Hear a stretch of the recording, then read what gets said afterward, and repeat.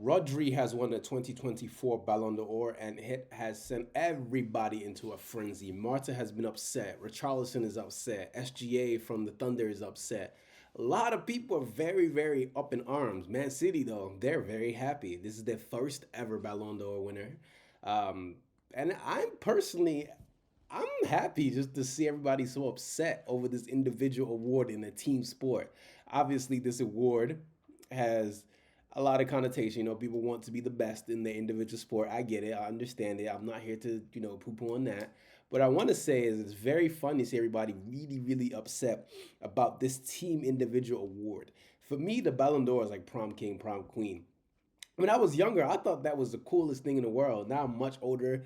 I don't give a damn about the Ballon d'Or, man. It's cool. Like I'm happy for the players that win it. I'm happy for the individuals that that show up and each year entertain us thoroughly. And I get it. Vinícius Júnior is probably the most exciting player in the whole entire world right now. When Vinny's on, Vinny's on.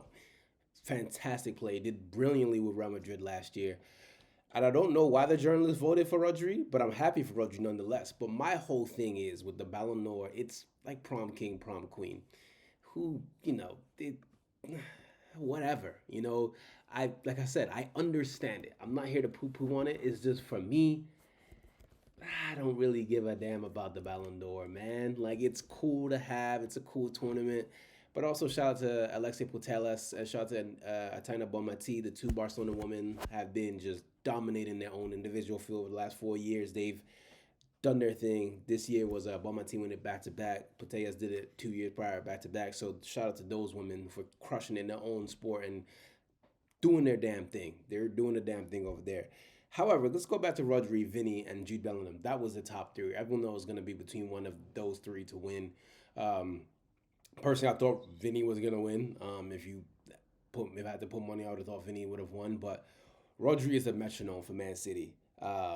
He is the guy that makes him tick. And even for Spain, he makes Spain tick as well. Spain won Euros. Rodri obviously won the treble with Man City. It's a big joyous moment for him, as he's mentioned in his speech. That this was for Busquets, this is for Iniesta, this is for Xavi, this is for Spain. This is a big deal, and he's right. This is a big deal for Spain. Spain is finally turned the tide around, and they're a really really talented side now. They have the Lamine Yamal, they have Nico Williams, they have Rodri obviously controlling everything. So.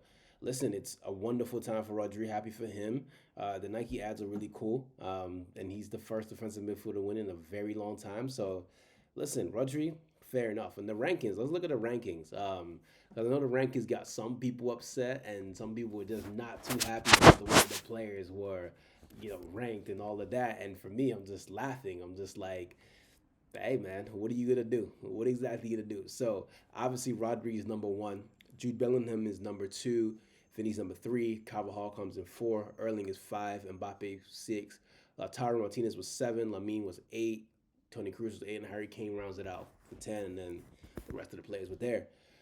For me, it's just those are the rankings. It is what it is. I mean, Lautaro Martinez had a very good season with Inter last year, winning the Serie A, winning the Scudetto. Obviously, won Golden Boot in the league. Kylian Mbappe, he's killing. No more to be said about him. Erling is Erling. Danny Carvajal was brilliant. He's, to me, one of the most underrated players in the world. Incredible right back. Lamine Yamal, the kid just 17. It doesn't make sense how good he is. Tony Cruz, all-timer. Harry Kane, another all-timer. So these rankings, pretty fair, pretty fair. But the thing about the Ballon d'Or, and I want to talk about this, I'm looking at my notes because I have a lot of thoughts about the Ballon d'Or. There's been a lot of snubs throughout the years. I mean, you can go through different years. I'm going to do that right now. 96, Sammer won it by a point, and that's the year Brazilian Ronaldo, R9, phenomenal. He had that ridiculous season where he scored like 40-something goals in 40-something appearances. It was like 45 and 47, which is absurd. That's why he's the greatest striker ever to do it.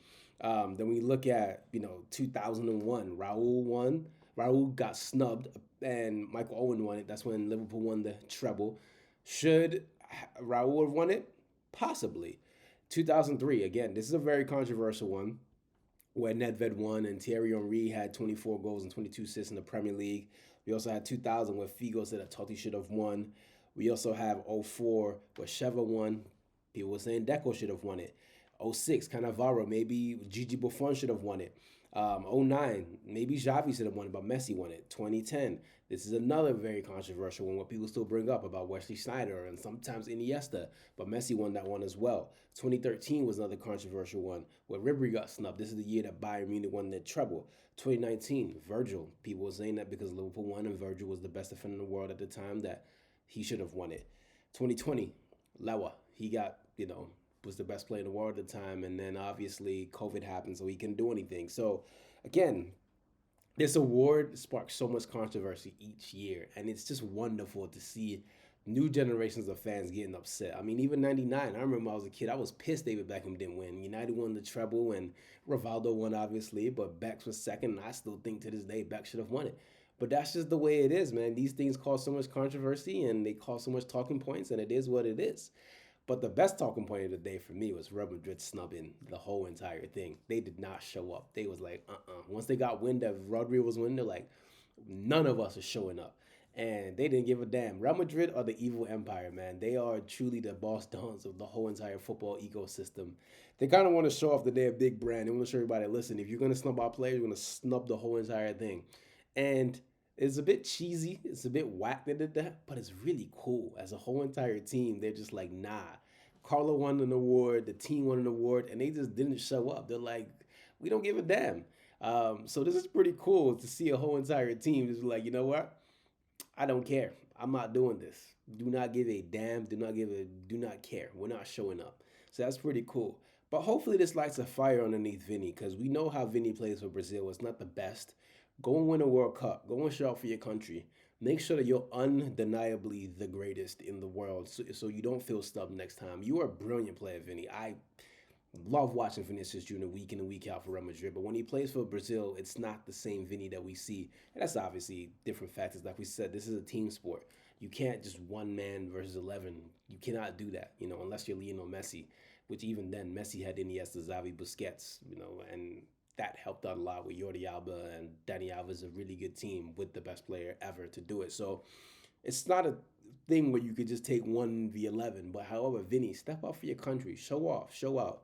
Rodri won, he won in Euros, did it for Man City, and that's probably what weighed in. Jude Bellingham, on the other hand, reached the final of the Euros, and he couldn't beat Rodri's team, and England don't win anything. So unfortunately for Jude, he had to finish third. So it's unfortunate that some players got snubbed. Some people feel hard done by, but again, 2025, what are you going to do this season? How are you going to show out? How are you going to show up? You do it for club and country, then we have that conversation next year. So for now, Rodri, I got something to tell you though, Rodri. The only game you lost was against Kobe Mainoo and Man United. So there you go. But listen, Balon D'Or every year gets everybody up and roused and everybody upset. And I think it's just funny that the Prom King, Prom Queen award just gets everybody upset. Everything's high school and everything is wrestling. Anyways, this is Talks with Tosin. I'm out. Peace.